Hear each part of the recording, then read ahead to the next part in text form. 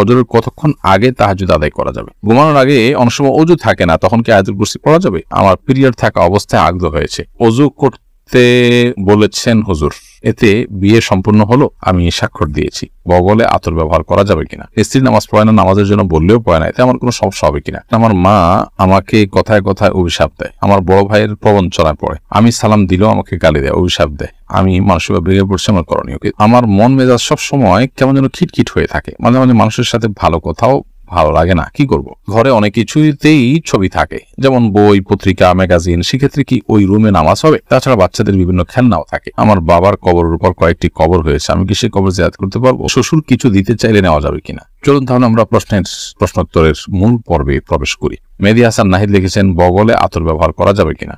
যে কোনো জায়গায় ব্যবহার করা যেতে পারে, যদি এসে স্বাস্থ্যের জন্য কোনো ক্ষতিকর বিষয় না হয়, শরীয়তের দৃষ্টিতে কোনো বাধা নেই। এমনি মিজানুর রহমান লিখেছেন, স্ত্রী নামাজ পড়ে না, নামাজের জন্য বললেও পড়ে না, এতে আমার কোনো সমস্যা হবে কিনা? আপনার বড়টা যদি দায়িত্বশীলতার সাথে সর্বোচ্চ লেভেলের হয় এবং সব ধরনের প্রচেষ্টা থাকে এবং নামাজ না পড়লে আপনি তার সাথে থাকবেন কিনা সেটা নিয়ে বিবেচনা করছেন, সেরকম বার্তাও তাকে দেন, অর্থাৎ আলটিমেটামও দেন, সবকিছু করেন, এরপর তার যদি কোনো কাজ না হয় তো আল্লাহর কাছে আপনার দায় থাকবে না ইনশাআল্লাহ তাআলা, তবে আপনার চেষ্টা অব্যাহত রাখা উচিত। এমডি শাহাবুদ্দিন লিখেছেন, আমার সন্তানদের আকিকা করা হয় নাই, একজনের বয়স 8, আরেকজনের বয়স 5, এখন আকিকা করা যাবে কিনা? যদি সন্তান শিশুর বেলা আকিকা করা না হয় তাহলে বলার পর আকিকা করা যাবে না। নবী সাল্লাল্লাহু আলাইহি ওয়াসাল্লামের আকিকাতে নিজে করেছেন বলে বর্ণনায় আছে।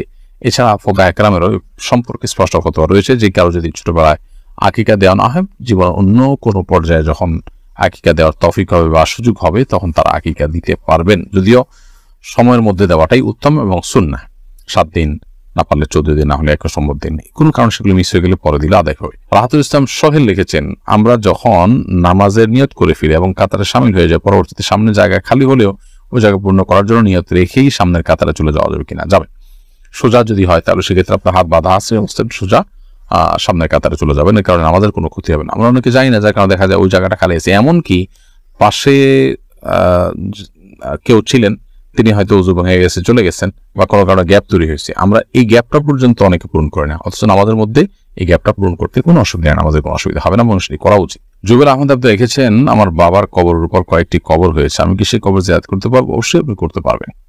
একই কবরে অনেক লোক দাফন হয়েছে, সবাই ধ্বংসাবশেষ সেখানে আছে, বা সবাই লাশ সেখানে মাটি বা গলিত অবস্থায় আছে, কোনো অসুবিধা নেই, আপনি সেখানে জিয়ারত করবেন। আপনার বাবার কবরে, একই কবরে যদি অন্যদেরকেও কবর দেওয়া হয়, তারপর আপনার বাবার যদি আপনার কবর সেখান থেকে তুলে নেওয়া না হয়, বরং ওখানে উপরে আরেকটা কবর দেওয়া হয়, যেমন ঢাকার অনেক কবরস্থানে আছে যে নির্দিষ্ট সময়ের পর সেখানে আরেকটা কবর দেওয়া হয় কবরের উপরে, এর কারণে আপনি সেখানে জিয়ারত করতে কোনো অসুবিধা নেই। আরিফ হাসান লিখেছেন, শ্বশুর কিছু দিতে চাইলে নেওয়া যাবে কিনা? একটা হলো যে সামান্য গিফট, খুব সামান্য যদি কোনো গিফট দেয় তাহলে সেক্ষেত্রে সেটা নেওয়া যেতে পারে।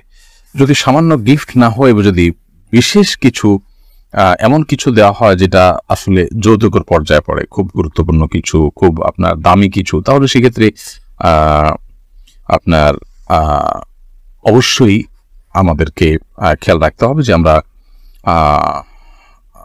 সেরকম মূল্যবান কোনো কিছু যেটা যৌতুক হতে পারে, যদিও হাদিয়া, গিফট ইত্যাদি বলে দেওয়া হয়, কিন্তু যেহেতু মূল্যবান কিছু সাধারণত শ্বশুরবাড়ি থেকে দেওয়া হয় যে এটা যৌতুকের অংশ হিসেবে দেওয়া হয়, সেই কারণে সে বিষয়ে আমাদের সতর্ক থাকা উচিত এবং সাবধান থাকা উচিত। বন্যা মির্জা লিখেছেন, আমার মন মেজাজ সব সময় কেমন যেন খিটখিট হয়ে থাকে, মাঝে মাঝে মানুষের সাথে ভালো কথাও ভালো লাগে না, কি করব?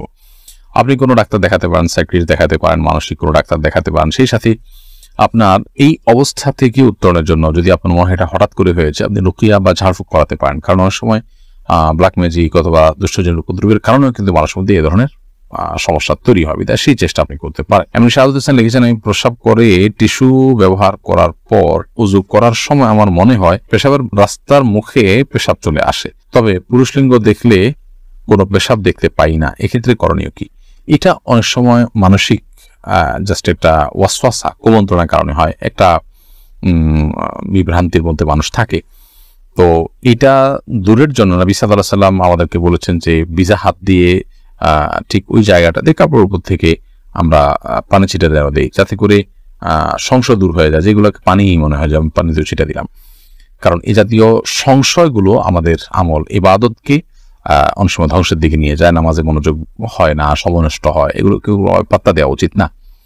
তবে এর বাইরে পেশাবের সমস্যা থাকলে তো অবশ্যই পেশাবের ডাক্তার দেখানো উচিত। শিলা আক্তার লিখেছেন, ঘরে অনেক কিছুতেই ছবি থাকে, যেমন বই, পত্রিকা, ম্যাগাজিন, সেক্ষেত্রে কি ওই রুমে নামাজ হবে? তাছাড়া বাচ্চাদের বিভিন্ন খেলনাও থাকে। বোন শিলা, ঘরে বিভিন্ন আসবাবপত্রে যদি প্রাণের ছবি থাকে তাহলে সেক্ষেত্রে সেই রুমে, বিশেষ করে এটা প্রকাশ্যে যদি থাকে টাঙানো ইত্যাদি, তাহলে সেখানে নামাজ পড়ে, যেখানে নাই সেখানে নামাজ পড়া উচিত। অথবা ওখানে নামাজ পড়তে বলে সেটিকে যথাসম্ভব ঢেকে কোনো কিছু দিয়ে চাপা দিয়ে তারপরে বা ড্রয়ারিতে রেখে তারপর নামাজ পড়া উচিত। না হলে এটি মাকরু হবে। তবে সেখানে আসলে নামাজ হবে না এরকম না, নামাজ হয়ে যাবে। আতিক রহমান লিখেছেন, আমার মা আমাকে কথায় কথায় অভিশাপ দেয়, আমার বড় ভাইয়ের প্রবঞ্চনায় পড়ে, আমি সালাম দিলেও আমাকে গালি দেয়, অভিশাপ দেয়, আমি মানসিকভাবে ভেঙে পড়ছি, আমার করণীয় কি? দেখুন, মায়ের সাথে বিনয়ী থাকতে হবে এবং ভদ্রোচিত আচরণ করতে হবে, নরম থাকতে হবে। মা যদি কোনো অন্যায়ও করেন তারপরও সেটাকে প্রতিবাদ করা, প্রতিরোধ করা বা অন্যদের সামনে যেরকম আমরা রিয়েক্ট করে থাকি সেটি করার সুযোগ নেই। এজন্য এটা আমাদের মাথায় রাখতে হবে। মা যদি অন্যায়ভাবে আপনাকে অভিশাপ দেয়, কেউ তাকে ভুল বোঝায়, তাতে আপনার কোনো ক্ষতি হবে না। আল্লাহ সুবহানাহু ওয়া তাআলা কোরআন কারীমে পরিষ্কারভাবে জানিয়ে দিয়েছেন যে ওয়ালাউ আজ্জালুল্লাহু আশ-শাররা ইসতা'জালাহুম বিল খাইরি লাকুদিয়াল আমর। যদি মানুষকে আল্লাহ তাআলা ভালোটা চাইলে যেরকম সাথে সাথে দিয়ে দেন, কেউ যদি বদদোয়া দেয়, খারাপ কিছু আল্লাহর কাছে চায়, এটা যদি সাথে সাথে দিয়ে দেন তাহলে মানুষ শেষ হয়ে যেত। আল্লাহ চেষ্টা করেন না। যদি রাগের মাথায় দিয়ে থাকে অথবা অন্যদের পরিচিত দিয়ে থাকে, ইনশাআল্লাহ সেই অভিশাপে আপনার কোনো ক্ষতি করবে না। প্রীতি ইসলাম আপনি লিখেছেন, আমার পিরিয়ড থাকা অবস্থায় আগদ হয়েছে, ওযু করতে বলেছেন হুজুর, এতে বিয়ে সম্পূর্ণ হলো, আমি স্বাক্ষর দিয়েছি। পিরিয়ড অবস্থায় আগদ হওয়াতে কোনো অসুবিধা নেই, ওযু কোনো জরুরি ছিল না। আপনি প্রস্তাবে সম্মত হয়েছেন অথবা প্রস্তাব দিয়েছেন, সে পাত্রপক্ষ সম্মত হয়েছে, অথবা প্রস্তাবের কথা লেখা আছে সেখানে আমি প্রস্তাব দিচ্ছি অথবা আমি কবুল করলাম এই কথা লেখা আছে, সেখানে আপনি স্বাক্ষর করেছেন, এরকম প্রক্রিয়াতে বিয়ে হয়ে যাবে।